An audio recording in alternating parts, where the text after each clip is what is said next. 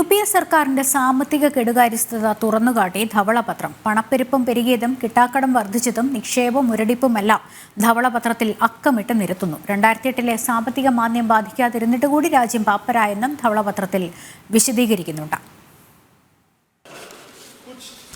Sir, I rise to lay a white paper on the Indian economy, both in Hindi and English versions. 2004 UPA സർക്കാർ അധികാരത്തിലേറുമ്പോൾ 4% താഴെയായിരുന്നു രാജ്യത്തെ പണപ്പെരുപ്പം.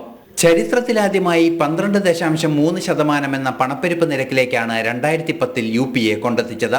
2014 മാത്രമാണ് പണപ്പെരുപ്പ് നിരക്ക് 10 താഴെയായത്. 2013 രാജ്യത്തെ എല്ലാ മേഖലകളിലും കിട്ടാക്കടം കുതിച്ചുയർന്നു. 10% രാജ്യത്തെ മൊത്തം കിട്ടാക്കടം. രൂപയുടെ മൂല്യം 2013 വൻതോതിൽ ഇടിഞ്ഞു.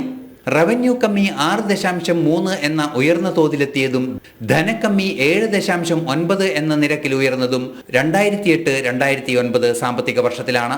വികസന നിക്ഷേപങ്ങൾ 10 വർഷം കൊണ്ട് പകുതിയോളം കുറഞ്ഞു.